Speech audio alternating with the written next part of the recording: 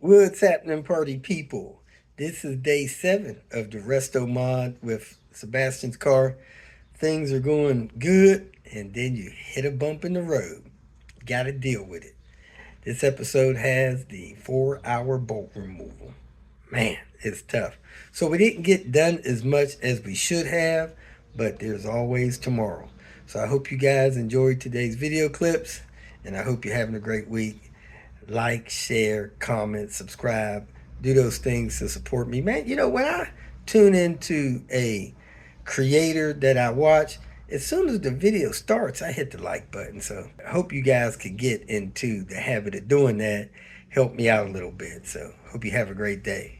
Thanks for watching. Welcome to Hanging Out with Robert, that's me. This video contains things that I encounter throughout the day. If for some reason I complete a task and you would like to see the details, you can click on the link in the description area below. This video also contains tips and tricks that I learned throughout the years. I plan on leaving this video accessible for about 30 days. After that, you can view it through my Patreon account. Thank you very much for watching. Kicking off the Tinker Day.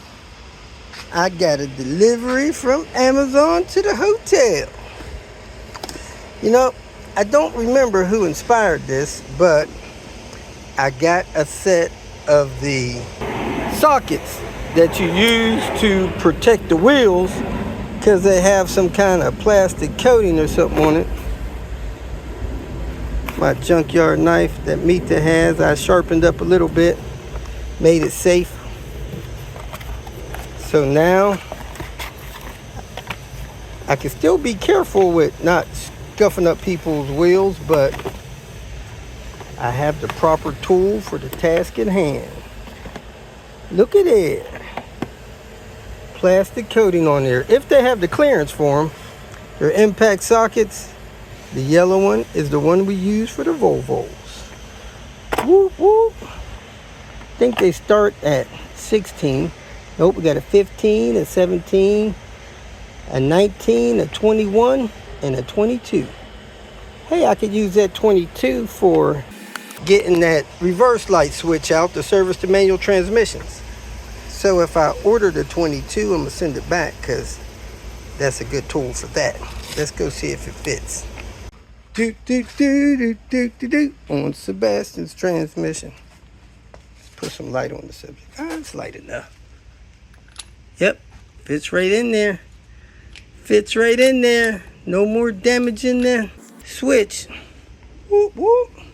Next, I'm going to track the turbo. It's supposed to be here any minute now, so we can get this turbo on this exhaust, get that mounted, and get this thing put back together. We also got the intercooler stuff to put together.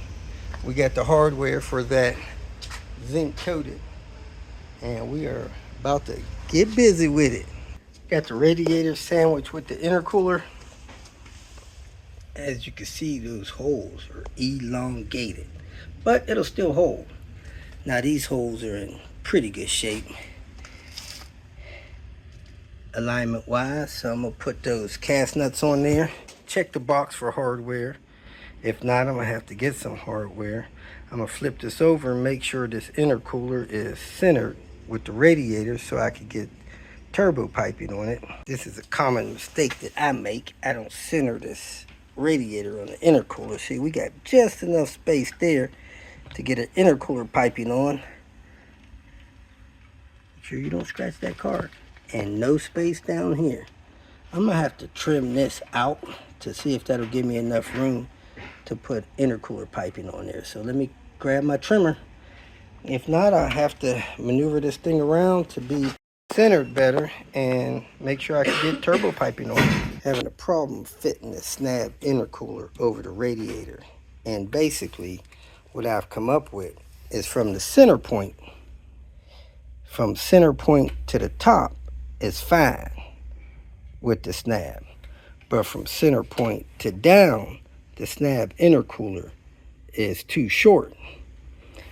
I am 5/16 of an inch too short the spread between my piping, and that's making it hard to mount the radiator on the piping. It's not enough space. It's not wide enough to accommodate the radiator, the OEM radiator, or this aftermarket radiator, which is like perfect to OEM specs. So on my Snap intercooler, this is the standard hole spacing for Volvo. There we go. You got Volvo there for the P80 cars. That hole lines up. That hole lines up. This hole didn't line up. It was probably a ½ inch down. So I elongated the hole in the intercooler so that it could get the nut on the back.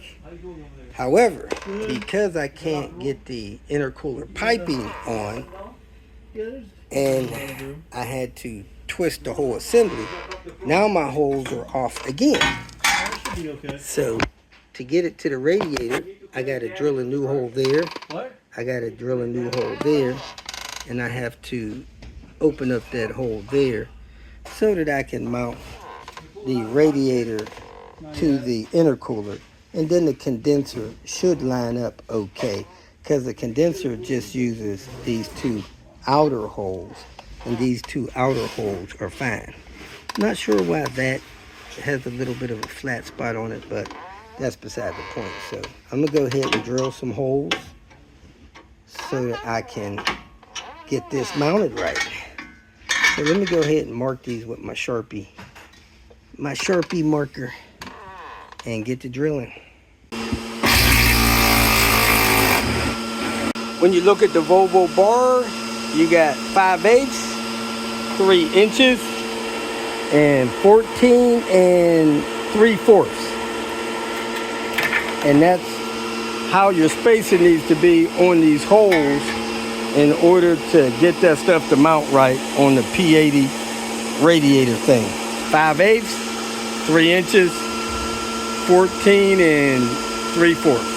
Yes, folks, the solution to our busted turbo has arrived. Turbo Tony to the rescue.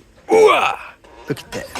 It's got the mounting holes in the right spot for the P80A cars. It's got that 9-blade turbine. It's got that tall 11-blade billet compressor wheel. Wastegate set. Hot dog ready to go. We are cooking with grease, folks. Turbo is on. I'm gonna find the hoses and the nuts and everything needed to get it bolted on tight here. This is on backwards or something. Let me move this clamp. Turbo is on and popping. It is lunchtime. I'm gonna put those clamps back on that hose here because I had to loosen those to push this into position. I'm gonna put that bolt in that exhaust manifold. Nah, I'm gonna put the heat shield on first. Maybe I could put the heat shield on now and then hook up these turbo lines. We got the turbo hoses hooked up. Our next plan is to lower this car down on this engine and bolt this subframe up and start working on some more stuff after we get it bolted up. I got the heat shield bolted on in place, and we need to get this train moving. So let me clean up some stuff under this lift and lower this car down on here. Woo woo. I decided to replace this front engine mount because it's crappy, old, and we got a new one. Tried to raise the engine up off of it, wouldn't raise up, so I decided to pull the 3 bolts out and just lift the bracket off and replace it that way. And this bolt here broke off.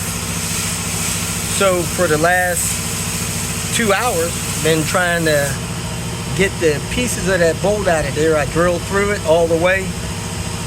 Now I'm dremeling through it with the Dremel to get the 2 pieces in half and try to get it out of there so we can put a bolt in there. And there it is, folks. Finally got it out, the 4-hour bolt. We tapped it up to 10 by 125. Now I gotta go get a bolt because I meant to go 10 by 1.5. Got plenty of those. That's the same bolt that goes in the starter. So we're done for today, and we will return to this episode tomorrow, part 2. That was it. The price you pay for doing repairs. That's why it's hard to make an estimate.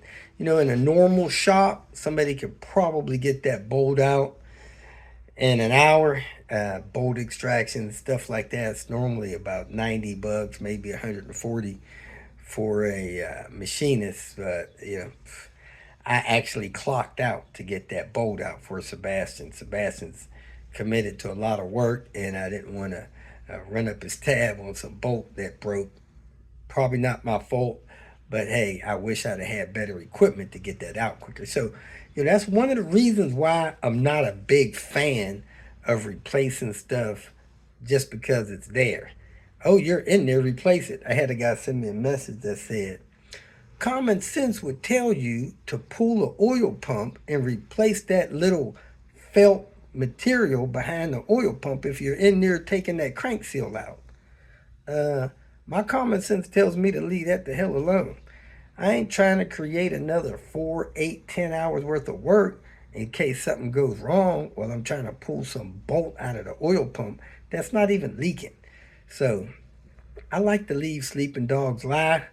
I just do stuff that I need to. I mean, pulling that mount was the right thing to do, but some of the stuff that people decide to do that ain't nothing wrong with, man, count me out.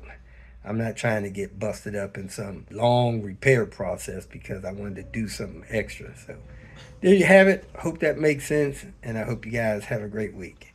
Thanks for watching.